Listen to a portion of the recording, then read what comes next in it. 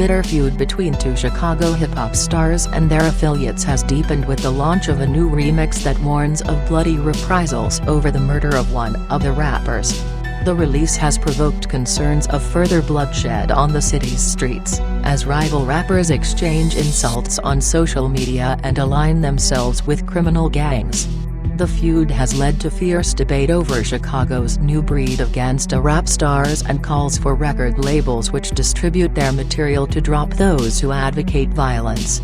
The city's police are struggling with a 38% spike in homicides this year, which they say is caused by gang violence, particularly in the South Side.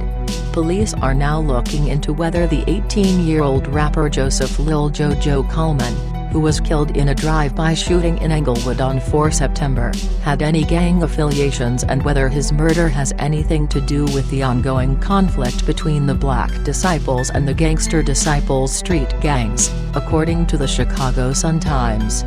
Coleman's death came after a bitter war of words with affiliates of Chief Keef, real name Keith Cozart, a 17-year-old hip-hop star who rose to fame after Kanye West remixed one of his tracks, I Don't Like. Cozart's version of the track, which has been viewed 14 million times on YouTube, features frames of the rapper with a gun in his hand.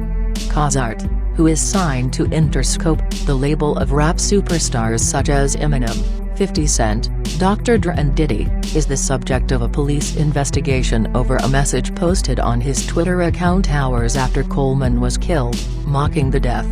He has since apologized and said someone had hacked into his Twitter account.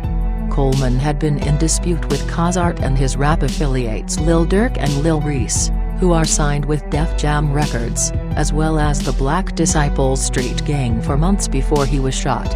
Coleman's track 3 Hanok, BDK, taunts his rap rivals, and the Black Disciple gang, and also features guns.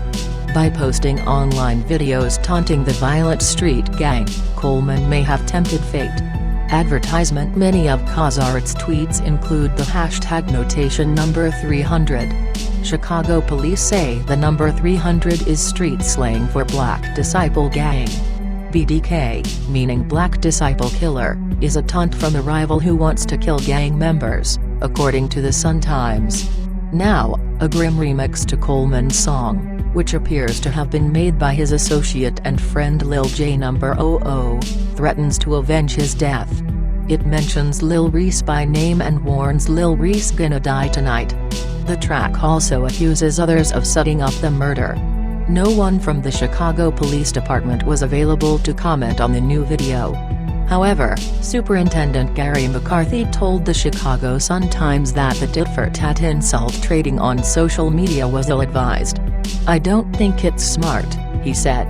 That's all part of the problem, they go back and forth. Tit-for-tat. On social media and in these raps the kid does he's talking about violence and really taunting people.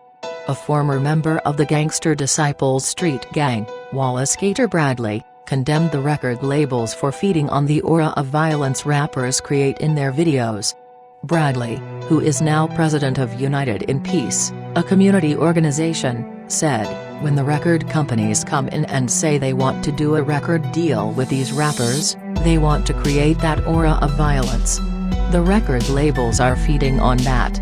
Advertisement. He added, social media is very powerful. What makes it even more powerful is when the major record labels and the radio stations are pushing that violence. Bradley praised Jay-Z and Chicago-born Kanye West's track, Murder to Excellence, for decrying violence, but added, radio stations don't play it. But they need to do all they can to prevent the senseless violence and killing. There have been other calls for more restraint from the music industry over who it chooses to promote. In July, the Chicago Tribune described Cozart as the Prince of Violent Chicago Rap. It noted that he had been on house arrest for a gun charge earlier this year and quoted a South Side record label director as saying that the Cozart's gun charge added to his authenticity in the music industry.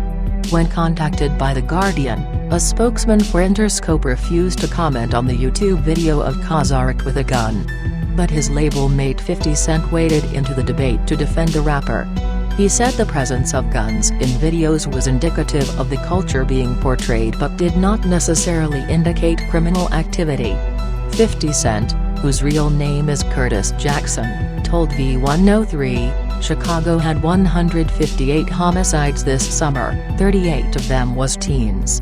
So they gotta go through an investigation to make sure that that's actually someone affiliated with Chief Keef. You can't just put that on him because Coleman made a diss song and he out there. If he's out there and he's active, and you saw all those guns the boys had in that video, it shows that it's an actual part of their culture. An industry source said that Cozart had apologized over his tweet on Twitter which mocked Coleman's death. He said, "He just recently signed to the label. We continue to look at the situation.